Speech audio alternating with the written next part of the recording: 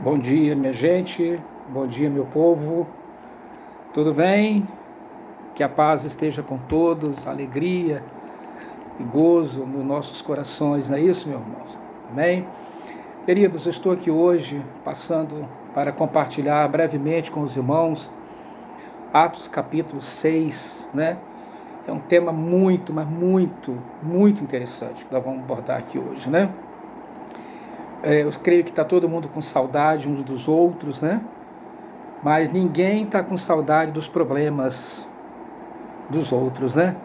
Porque problema é problema, problema dá trabalho, né? Mas é sobre o problema que nós vamos falar, dificuldades, desafios que nós vamos falar hoje. E isso não agora, no tempo presente, que não são poucos, mas nós vamos falar sobre o problema, os desafios que os irmãos enfrentaram lá na era apostólica, lá no início da igreja. E Atos capítulo 6 fala exatamente sobre isso, né? O texto começa assim: ora, naqueles dias, multiplicando-se o número dos discípulos, ou seja, crescendo a igreja, houve murmuração, conflito, contenda dos helenistas contra os hebreus. Olha o tamanho do problema que surgiu aqui, né? Porque as viúvas deles estavam sendo esquecidas na distribuição diária, das cestas básicas. Olha o tamanho do problema, né? E aí, os 12 convocaram a comunidade dos discípulos, olha a solução que eles arranjaram, e disseram: olha, irmãos, não é razoável que a gente fique perdendo tempo com esse tipo de coisa, né? Nós temos que estar consagrando nossa vida ao estudo da palavra, à oração e às questões concernentes ao governo da igreja. Mas eu quero que vocês escolham 7 homens com as seguintes características: de boa reputação, quer dizer, de bom testemunho, cheios do Espírito Santo e de sabedoria, e que estejam prontos para servir às mesas. Sabe por quê, irmãos? É preciso gente cheia do Espírito Santo para entregar a cesta básica, para resolver questões básicas, porque senão eles complicam mais, porque senão as coisas fogem do controle. A murmuração cresce, a insatisfação cresce, cria divisão, cria contenda no meio do povo de Deus. Coisas básicas, elementares, para tudo que fazemos no corpo, nós temos que ter sabedoria, nós temos que estar cheio do Espírito Santo, para não complicar o que já é complicado, para não tensionar o que já está tenso. É por isso que os apóstolos resolveram a situação dessa forma: chamem gente cheia do Espírito Santo, gente apropriada para servir, para se entregar, né? E aqui, irmãos, nós temos algo interessante para refletir com vocês. Primeiro, é a realidade da igreja, né? Multiplicando o número de irmãos, crescendo os discípulos, começou a murmuração, começou também um problema. Sabe por quê? Porque onde tem gente tem problema. A realidade é essa. E nós normalmente temos uma visão, nós crentes do presente século, temos uma visão muito romântica, muito perfeccionista da igreja naquele tempo, né? Eu não estou falando que a igreja não vivia um tempo glorioso de dispensação plena do Espírito Santo, milagres, maravilhas, né? Plena de autoridade. Mas eu estou falando de uma realidade falsa, imprecisa, que nós muitas vezes alimentamos. Achamos que igreja é um monte de anjos, de gente perfeita, e não é. Nós estamos reunidos porque nós somos pessoas problemáticas e nós precisamos resolver os nossos problemas. E parte da solução dos nossos problemas tem a ver com a comunhão, com a convivência, com a ajuda, com o compartilhar diário. É a fé somada a essa comunhão, a essa vivência, ao relacionamento. É isso que o mundo não tem e precisa. E nós recebemos como dom do Espírito, né? Porque o que não era para ser problema, distribuir a comida diária, a ração, né, como era chamado na época, a cesta básica, virou problema entre os irmãos, né? Então o que acontece? O Espírito Santo foi derramado em nossos corações para pôr ordem nesse caos que a gente vive, né? Nessa desordem que existe no ser humano de querer só para si. Quanto mais cheios do Espírito Santo, menos problemático nós seremos, menos murmuradores, contenciosos, implicadores, menos problemáticos nós seremos. E mais obedientes, mais humildes e dispostos a servir também, o Espírito vai nos capacitar. Aqui tem outra questão interessante que vale a pena a gente refletir, irmãos, que Atos fala aqui de 2 tipos de crentes, 2 tipos de discípulos. Primeiro, os imaturos, os murmuradores, sempre insatisfeitos, contenciosos, né? Está lá, capítulo 6, versículo 1, né?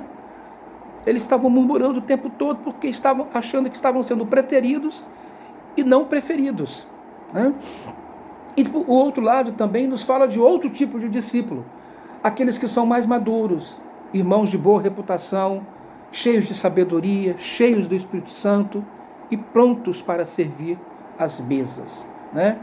Foram esses que foram indicados, dentre os quais estava o nosso irmão Estevão, né? Que nós vamos falar sobre ele no próximo capítulo, né? E aí, irmãos, aqui mostra a dimensão do problema que os irmãos estavam vivendo ali, né? Em Atos 6, verificamos que, além da perseguição que os irmãos sofriam, né, os irmãos tinham que enfrentar uma série de situações diárias, entre as quais, como alimentar uma massa de gente excluída, abandonada pelo poder público, né? E olha que não havia pandemia naquele tempo. Não estamos falando de um tempo como esse que nós vivemos hoje, apesar das enfermidades que eram comuns entre as pessoas, mas o Estado, o poder público, né, o domínio romano abandonava esse exército de gente excluída, gente massacrada, humilhada, principalmente as viúvas, e essas pessoas tinham que buscar na igreja o abrigo, começavam a buscar na igreja o abrigo e o pão diário. E é por isso que nós temos que estar atentos e cuidando daqueles que necessitam. Esse tempo que estamos vivendo hoje é um tempo onde as necessidades estão aí, emergentes. Então, primeiramente, olhe para dentro da sua casa, olhe para a sua família, tem alguém precisando, tem alguém ajudando. É muito comum recorrer à igreja em qualquer situação, mas não é assim. Paulo deixa bem claro, né? Quando ele orienta os irmãos como ajudar as viúvas, ele fala aquelas que são realmente necessitadas, que não tem ninguém por elas para cuidar delas. Se nós não cuidamos dos nossos, nós somos pior que os ímpios. Então, se nós não paramos para ver um pai que está enfermo, uma mãe que ganha pouco, né, uma pensão é pequena para ela, o papai tem uma aposentadoria pequena, está passando dificuldade, e os filhos sequer se reúnem para ajudar esse pai, para ajudar essa mãe, ajudar essa família, ajudar essa viúva, e quer que a igreja ajude, tem alguma coisa errada nisso aí, né? Por isso que a gente tem que olhar para os de dentro, olhar para os que estão na fé, olhar para aqueles que são de casa. Esse tempo a igreja, graças a Deus, a igreja está vendo, cuidando das necessidades daqueles que estão em aperto neste momento que o mundo passa, né? Então, essa é uma dificuldade complicada. Quanta gente procurando a igreja para ajuda naquela época, né? E outra questão é como equacionar as diferenças sociais e as preferências étnicas presentes no viver da igreja, que estava evidente ali durante a redistribuição das cestas, né? Ou seja, a disputa entre as viúvas dos helenistas e dos hebreus. Nós estamos falando de culturas diferentes, de povos diferentes, de gente que estava ali reunida em Jerusalém. Havia também essa questão étnica, além da questão social e das necessidades, né? Por isso, irmãos, eu quero terminar dizendo o seguinte: para a igreja de ontem e de hoje, Deus tem a solução para resolvermos nossas crises e desafios. Tudo que Ele precisa é de homens e mulheres cheios do Espírito Santo, gente cheia de sabedoria, de boa reputação, gente de fiel testemunho e com disposição para servir à mesa.